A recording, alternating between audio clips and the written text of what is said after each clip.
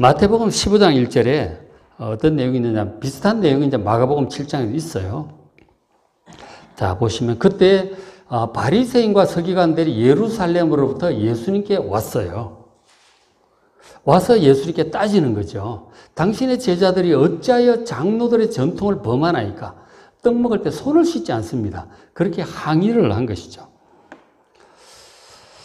예수님 당시 바리새인들은 성경을 정말 잘 알고 율법대로 철저히 살려고 노력하는 사람들이었어요. 그리고 일주일에 이틀씩 금식까지 하며 기도하는 아주 경건한 사람들이었습니다. 그래서 이들이 볼 때에 자기들이 이제 성경을 해석해서 중요하게 여기는 것들이 있었거든요. 그것 중에 하나가 이제 결례 예식인데 음식을 먹을 때 손발을 꼭 씻어야 정결하다. 그렇지 않으면 부정하다. 그렇게 생각을 한 거죠. 사실은 성경적인 근거가 별로 없어요. 제사장들이 이제 제사 드릴 때 물두멍에 손 씻는 그걸 너무 지나치게 확대 해석을 해서 모든 사람들 식사할 때도 그렇게 해야 되는 것으로 종교적인 의미까지 부여해버린 것이죠. 지나친 거였던 것이죠. 율법주의라는 게 그런 면이 있어요. 너무 지나치게 작고에 매이다 보면 이상하게 이제 흘러가면서 하나님의 뜻에 반대로 가는 경우들이 종종 있는 것이죠. 안식일 준수라든가 그런 것들이 굉장히 많습니다.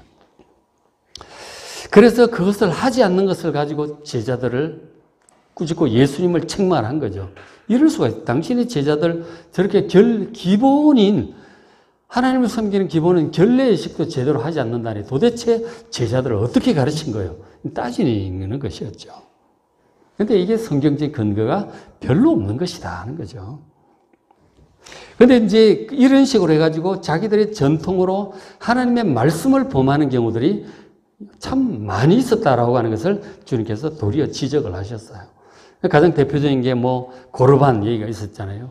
부모님 드리려고 했다가 이거 하나님 드렸다 이러면은 부모님께 안 드려도 되는 거로 그런 식으로 이제 한 거죠.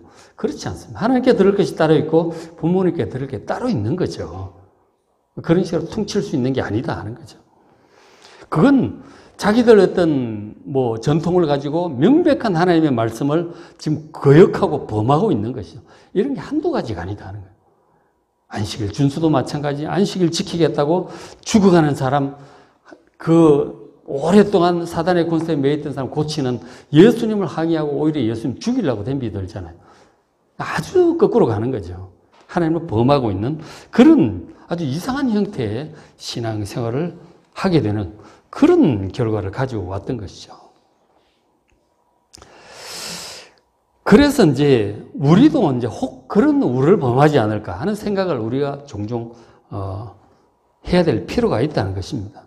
그러니까 우리도 나름대로 옳다고 생각하는 것들이 있죠. 바리새인들이 그렇듯이 우리도 신앙생활은 이렇게 해야 된다. 교회생활은 이런 식으로 해야 된다. 이런 그것도 인생이란 이렇게 살아야 되는 거다. 라고 하는 것이 있을 텐데 그게 하나님의 뜻이라고 생각을 하고 자기는 굳게 믿고 하는 것들이 있을 거라고요. 근데 과연 그것이 전부 다 정말 그럴 것인가? 어디서 무슨 영향을 받아서 그런 식으로 믿고 행동하는지 모르겠지만 과연 하나님 보시기에도 그럴 것인가 하는 거죠. 이 바리새인들은 진짜 이게 하나님의 뜻이라고 확신을 하고 있었거든요. 근데 진리 그 자체이신 예수님께로부터 이런 책망을 받는단 말이에요. 잘 하느라고 열심히 하느라고 했는데 그렇게 된 거죠. 그러니까 우리도 잘 하느라고 하고 있는데 그게 주님께로부터 나중에 책망받을 일이 될 수도 있음을 여러분 유념하시길 바랍니다. 조심성이 필요하다는 거죠. 그래서 과연 하나님 뜻은 무엇일까 하는 것을 항상 좀 염두에 두고 조심성이 좀 필요한 것이죠. 너무 확신에 차가지고 이건 이렇게 해야 되는 거야. 그럼 막 큰 소리 치고 과연 그럴 것인가 하는 거죠. 그런 조심성, 신중함이 필요하다고 하는 거죠. 성경에서 과연 뭐라고 말씀을 하시는가? 늘 성경을 가까이 하면서 자기가 살고 있는 것과 확신하고 있는 것들을 좀 살펴볼 필요가 있다는 거죠. 그렇죠? 그래야 나중에 후회가 없을 줄로 믿습니다. 최후의 심판자이신 하나님 뜻을 좀 정확히 알아야죠.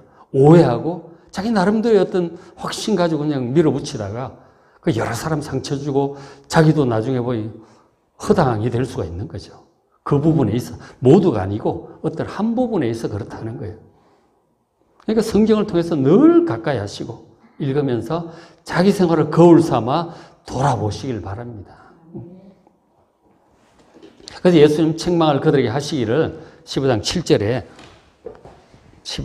책망하시기에 외식하는 자다. 이 겉과 속이 다르다. 이러겠죠.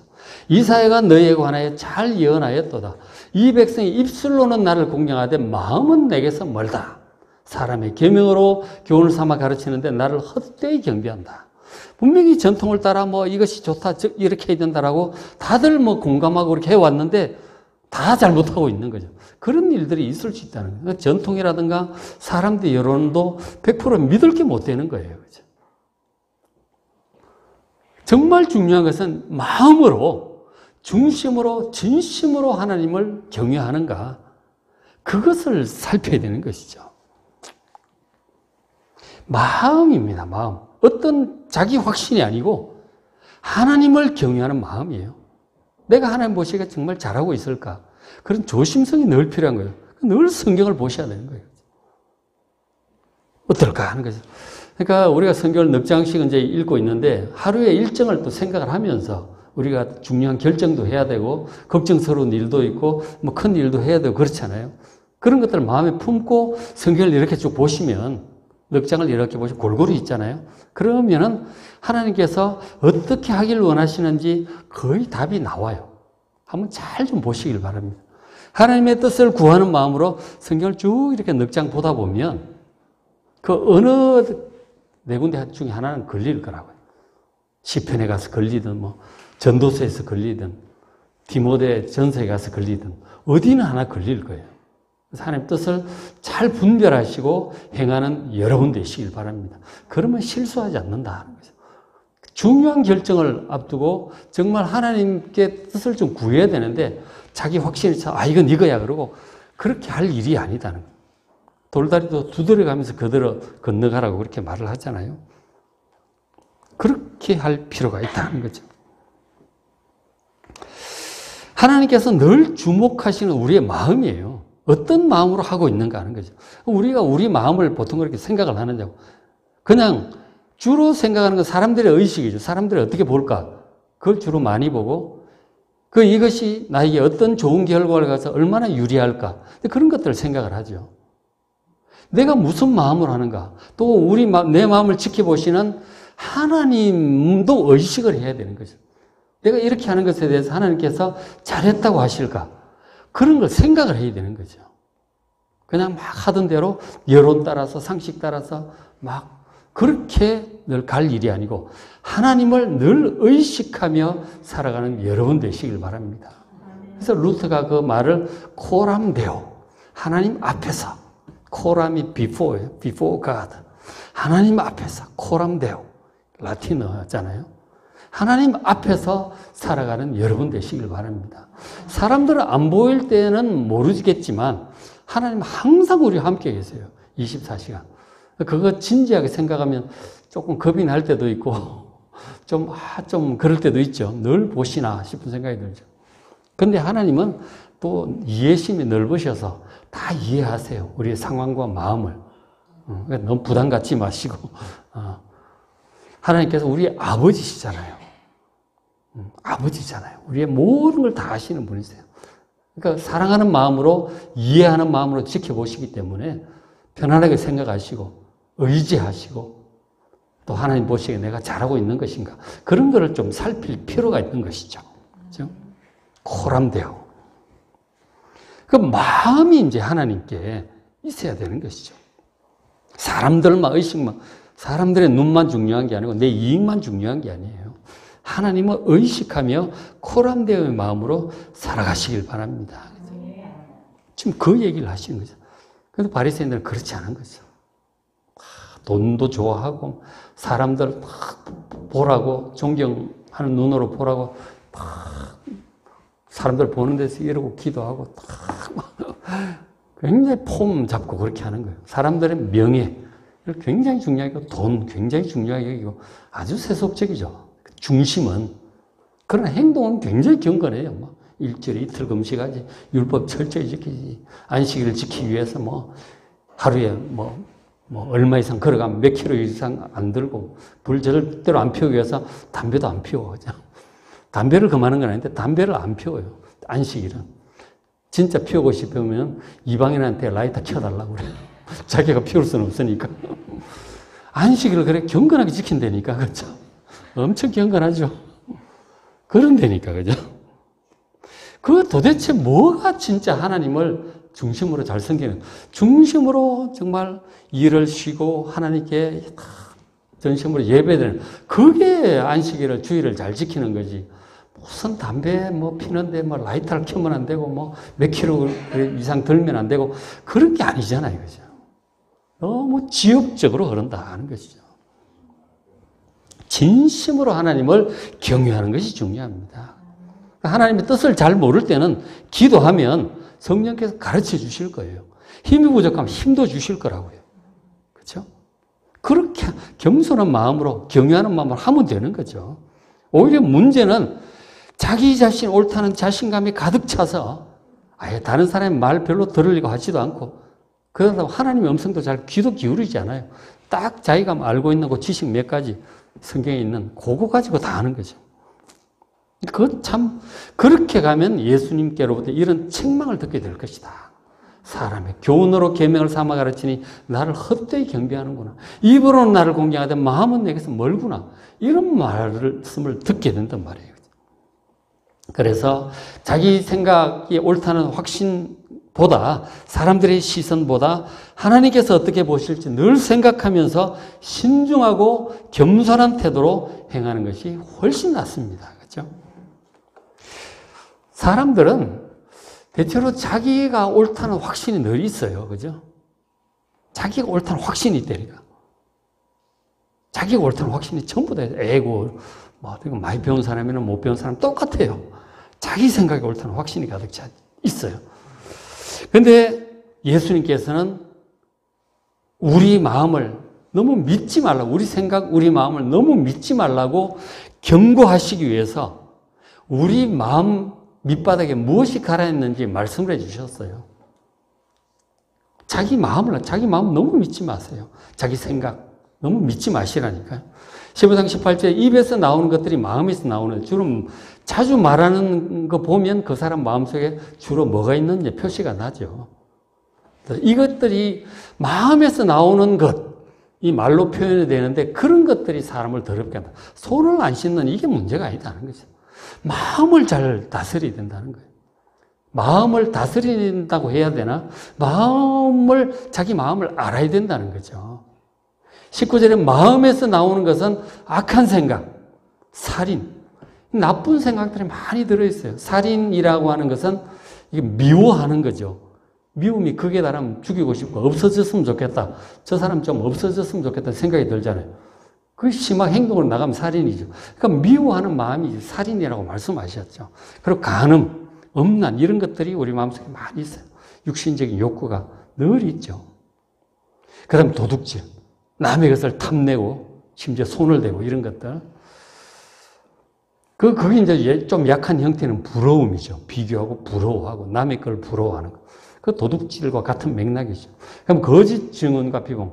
다른 사람을 어떤 뭐라 그럴까? 비방. 자기가 옳다고 생각을 하기 때문에 다른 사람이 못마땅하게 보이는 거예요. 그래서 비난, 비방, 판단이 나오는 거죠. 그리고 어떤 이익을 위해서 거짓 증언을 하기도 하고 이제 그런 거죠. 사랑하고는 거리가 멀다 하는 거예요. 우리 마음속의 본심이 타락한 사람의 본성이 이래요. 자기 마음이 이렇다는 걸 아셔야 돼요. 그러니까 너무 믿지 마라 하는 거죠. 내 생각, 떠오르는 생각. 이게 그리 선하지 않다는, 이기적이고 교묘하고 겉으로 표현되는 것과 속이 다르고 이 마음이 이렇기 때문에 자기 마음, 자기 생각 너무 믿지 말라고 지금 경고하시는 것이죠.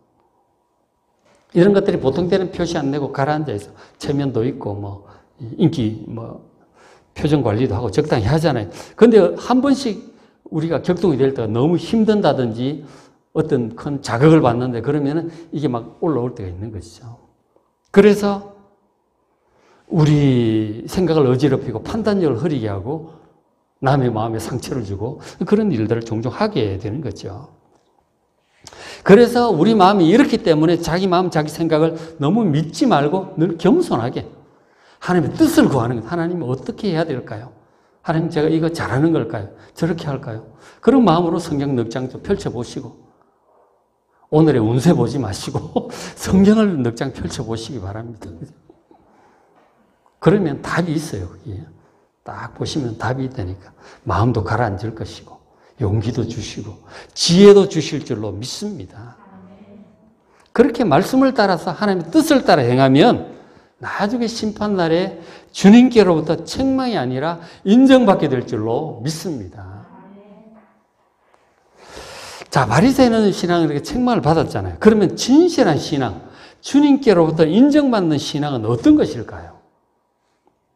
진실한 신앙은 이 바리새인들 같은 게 아니에요. 그렇죠? 자기 나름대로 확신으로 노력하고 교만하고 그런 기준으로 다른 사람 비방하면서 다른 사람들 눈에 어떻게 보일지만 오히려 생각하고 명예에 끌리는 그런 게 아니다 하는 거죠.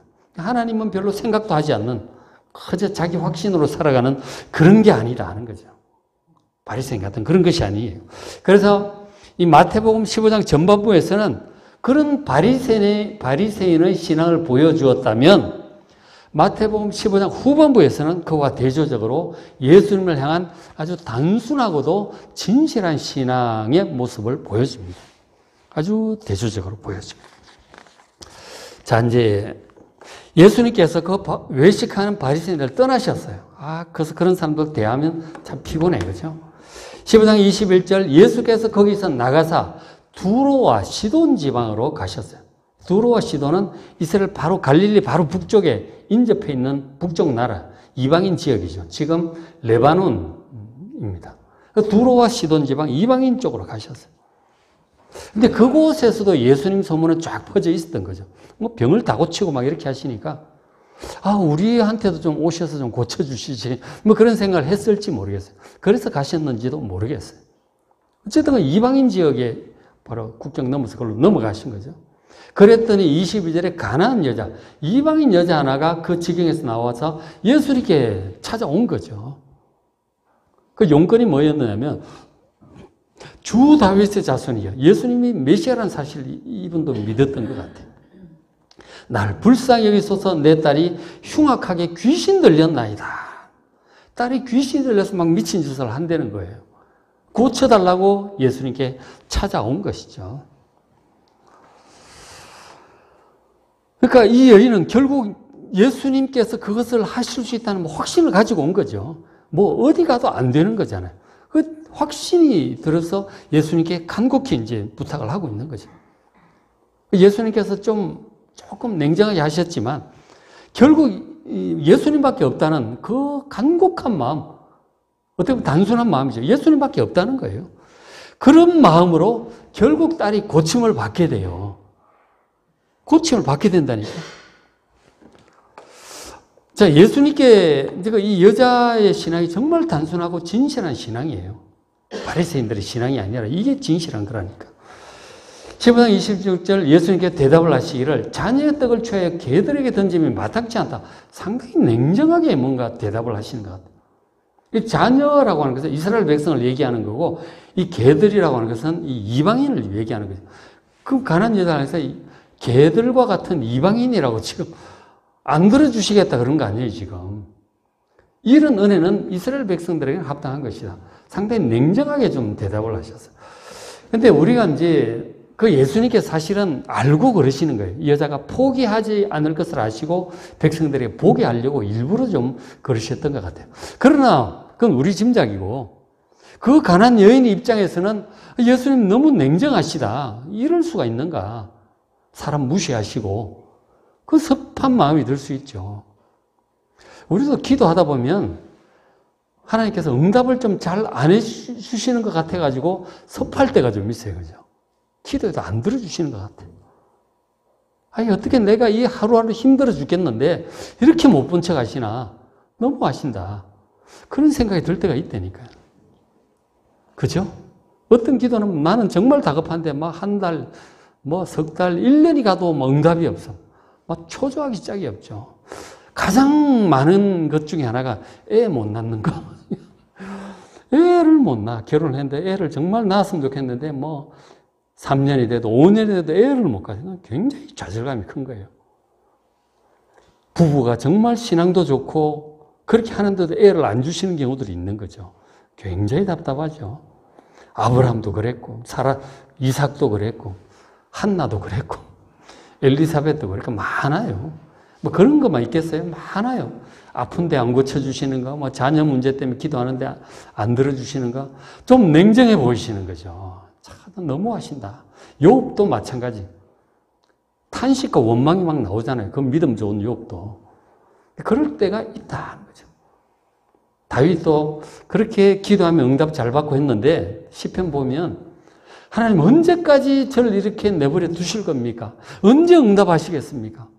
나를 이렇게 버리실 겁니까? 포기하지 마소서. 뭐 이런 기도하는 걸 보게 돼요. 안 들어주시는 때가 있는 거죠. 그래서 영혼의 밤이라고 이렇게 표현을 해요. 그런 때가 있다니까요. 하나님께서 그런 것을 허락하시는 것도 이유가 있어요. 이유가 있다니까요. 지나보면 말아. 우리를 괜히 골탕 먹이려고 그러시는 게 아니에요. 이유가 있어서 그렇다니까. 선한 이유가 있어요. 필요해서 그런 거예요. 나중에 알게 돼요. 어쨌든 이 냉정하게 좀 보이는데 이 여자의 반응이 어떤지를 보세요. 27절. 여자가 이르되 주여 올소이다마는 맞습니다. 뭐 그렇죠. 내가 뭐 이스라엘 백성도 아니고 맞습니다. 개 같은 이방인입니다. 그렇게 얘기하면 그러나 개 같은 자들도 개들도 주인의 상에서 떨어지는 부스러기는 좀 먹을 수 있지 않겠습니까? 대단하죠. 나 개 같은 이방인이지만 부스러기 은혜라도 좀 달라는 거죠. 왜냐하면 예수님밖에는 대책이 없으니까 그런 거예요. 그리고 예수님 하실 수 있고 예수님밖에 대책이 없으니까 뭐 어떻게 하든지 해달라는 거예요. 난 안 물러간다는 거죠. 부스러기라도 좋으니까 고쳐달라는 거예요. 이게 진실한 신앙이에요. 여러분 하나님께 나아갈 때 예수님께 나아갈 때 정말 이런 겸손한 자세가 필요해요. 왜냐하면 하나님은 온 세상의 주인이세요. 예수님은 전능하신 하나님의 아들이세요. 무엇이든 할 수 있는 분이고 예수님만 할 수 있습니다. 예수님밖에는 답이 없다니까요. 우리가 구원도 마찬가지예요. 예수님밖에 답이 없다니까요.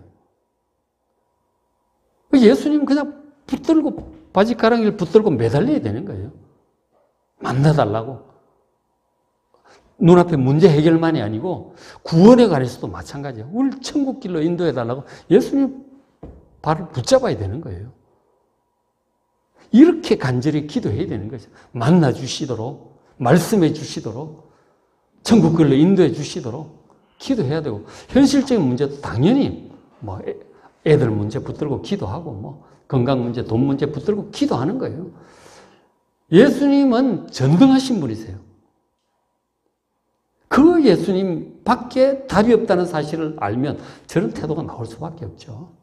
저게 바른 신앙이라니까. 진실한 신앙이라니까. 예수님께서 이 여인에게 마음을 아시기 때문에 이렇게 하시고 결국 이런 대답이 나온 거죠.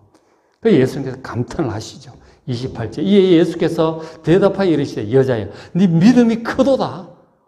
예수님을 향한 믿음, 하나님을 향한 믿음이 뭐 정말 큰 거예요. 그 로마 백부장의 믿음처럼 칭찬받았다니까요. 이거를 어떻게 보면 사람들 보는 데서 이끌어내신 거죠. 그 믿음이 있음을 알고 이끌어내신 거라고요. 냉정하게 하신 이유가 이제 나오죠. 여러 사람의 믿음에 유익을 끼치게 하는 거예요. 여인의 이 대답이 성경 기록까지 되잖아요. 네 믿음이 크도다. 주님께로부터 우리의 믿음이 크다고 인정받는 여러분 되시길 바랍니다. 주님께서 좀 냉정해 보여도 응답 안 하는 것 같아 보여도 포기하지 말고 기도하면 때가 되면 반드시 응답하시고 더 좋은 것으로 응답하세요. 믿음이 크도다. 네 소원대로 되리라. 네 딸이 낳을 것이 하시니 그때 바로 그냥 딸이 나와버린 거예요. 이 성경에 기록이 딱 됐잖아요. 이 사건이. 이 여자의 믿음, 큰 믿음. 이게 바른 신앙이에요. 바리새인들 같이 그렇게 자기 확신에 차서 막 이렇게 하는 게 아니에요. 신앙은 이렇게 겸손한 것이고 간절한 것이고 어린아이처럼 하나님을 그냥 붙들고 있는 거예요. 우리 애기들은 뭐 대책 없잖아요. 자기 부모밖에 없잖아요. 하영이가 이제 아기를 낳아서 이제 40일 지나고, 지난 주간에 처음 가서 애들 보고 왔어요. 뭐, 사실 건강하게 잘 크고 있더라고요. 애는 할 줄 아는 게 우는 것밖에 없어. 배고플 때가 우는 거예요. 그러면 100% 갖다 줘, 엄마가. 엄마는 그걸 줄 능력이 있고, 사랑하고 늘 지켜보기 때문에 100% 갖다 줍니다. 그러니까 뭐, 애기 울면 돼, 그냥. 그게 신앙이라니까요. 하나님 향해서 울면 돼, 그냥. 그거 뭐 하겠어요? 뭐, 이웃집에 가서 애가 뭐 구하겠어요? 지가 걸어가서 뭘 하겠어? 기지도 못하는 게 뭘 하겠어요? 그냥 울면 돼요. 그게 신앙이에요. 그죠? 하나님 향한 마음, 진실한 마음은 이런 거라니까, 그죠? 그것이 바른 신앙이에요. 그 바리새인의 신앙과 달라요. 잘 비교를 해서 한번 생각을 해 보시길 바랍니다. 주님께서 이제 여인을 딸을 그렇게 고쳐주셨죠. 그리고는 다시 이제 갈릴리로 돌아오셨어요. 근거지가 원래 갈릴리잖아요. 그죠? 거기에 뭐 가브나움 그쪽에 이제 주로 제자들 다 그쪽에 있잖아요. 갈릴리로 돌아오시니까 자, 15장 29절 예수께서 갈릴리 호수까지 돌아오셨어요. 그래서 다 앉으시니까 큰 무리가 많은 사람들이 뭐 온갖 아픈 사람 장애인 다 데려오는 거예요.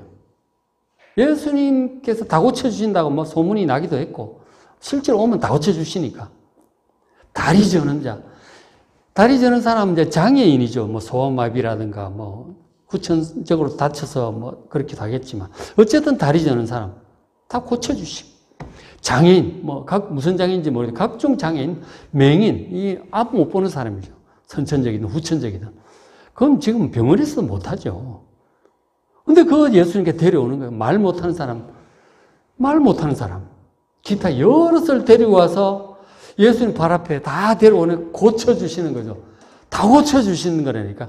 그 마태복음 뭐 8장, 뭐 10몇 장, 15장 이런 데 보면 데리고 각종 병자 장애인 데려왔는데 다 고쳐주셨다고 하는 그 기사가 몇 번 있어요. 다 고쳐주신다니까. 병원도 지금 잘하지만 하는 건 하고 못하는 건 못하고 예수님 안 되는 게 없다는 사실을 믿으시길 바랍니다. 이 가난한 여인이 그걸 믿었던 거고 로마 백부장도 그걸 믿었던 거예요. 진짜예요. 그죠? 다 고쳐주셨어요. 31절 말 못하는 사람이 말을 합니다. 벙어리가 와서 말을 해요. 장애인이 온전하게 됩니다. 뭐 팔이 하나가 어떻다든지 뭐가 어떻다든지 다 고쳐주시는 거죠. 다리 저는 사람이 멀쩡하게 걸어요. 맹인이 봅니다. 무리가 놀래가지고 하나님께 영광을 돌리는 거죠. 이게 예수님의 진짜 본 모습이에요. 여러분 예수님 정말 믿으시기 바랍니다. 정말 그냥 성경에 있는 그대로 전능한 분임을 믿으시기 바랍니다. 예수님 문제 해결 능력, 그리고 우리 영혼을 구원하셔서 죄를 정결하게 하시고 천국으로 인도하시고 부활시키시고 영생을 주시는 구원의 능력, 이런 건 무한한 것입니다. 절대적인 믿음을 가지시고 주님을 의지하시기 바랍니다. 그렇게 하면 이 땅에서 기도 응답을 받으시고 주님의 사랑을 받을 것이고 또한 구원의 완성의 그날에 이를 때까지 하나님께서 약속하신 모든 것, 성경에 약속하신 모든 것을 반드시 이루어 주실 것입니다. 아브라함에게 약속하신 것도 우리에게 약속이거든요. 다윗에게 약속한 거, 이사야를 통해 약속하신 거, 예수님 직접 하신 거, 전부 다 반드시 100% 이루어질 것입니다. 하나님의 말씀은 율법의 1.1획도 땅에 떨어지지 아니하고 다 이루어질 것이라고 말씀하셨잖아요. 확신을 가지고 기도하십시오. 의지하고 동행하십시오. 그것이 단순하지만 바른 신앙이에요. 바리새인처럼 그렇게 복잡한 게 아니에요. 그냥 정말 그냥 믿는 거예요. 예수님을, 하나님을 믿는 것이죠. 바리새인처럼 자기가 정해놓은 기준으로 율법적으로 애쓰고 또 그것으로 교만하면서 다른 사람 비난하면서 마음으로 하나님은 별로 의지하지 않는 그런 종교적인 신앙은 주님의 책망을 피할 수 없을 것입니다. 우리는 결코 바리새인을 따라서는 안 됩니다. 말씀을 마무리합니다. 성도 여러분, 우리는 오늘 딸을 위해 예수님께 나와왔던 이방 여인처럼 예수님의 능력을 전적으로 믿고 간절히 예수님을 의지하는 마음으로 그렇게 한평생 살아가시길 바랍니다. 혹시 예수님께서 빨리 응답해 주지 않는 것 같고 때로는 냉정하거나 무심해 보일지라도 우리 인생의 모든 문제의 해결책 그리고 온전한 구원은 오직 예수님께만 있음을 이 여인처럼 믿으시고 예수님을 전적으로 한평생 의지하시기 바랍니다. 성경을 통해서 예수님 만나시고 하나님 만나셔서 그걸 봐야 알지. 안 보면 우리 머릿속에 기억이라고 하는 게 뭐 아주 좀 희미하고 보고 들리는 것도 희미하거든. 그 세상적인 것밖에 없잖아요. 정말 하나님의 진짜 모습, 예수님의 진짜 모습을 성경을 읽음을 통해서 늘 만나셔서 그 말씀 붙들고 동행하는 여러분 되시길 바랍니다. 예수님께서 약속하신 대로 장차 우리도 예수님과 같은 부활의 몸을 입고 그리고 새하늘과 새 땅에서 영원히 살 것을 소망하시면서 이 땅 남은 인생 주님 말씀을 따라 하나님 사랑하고 이웃을 사랑하고 섬기시고 그리고 거룩하고 경건하게 살아가시고 또 주님께서 맡겨주신 사명들을 끝까지 잘 감당하여 영원한 상급과 멸류관을 받으시기를 주의 이름으로 축복합니다.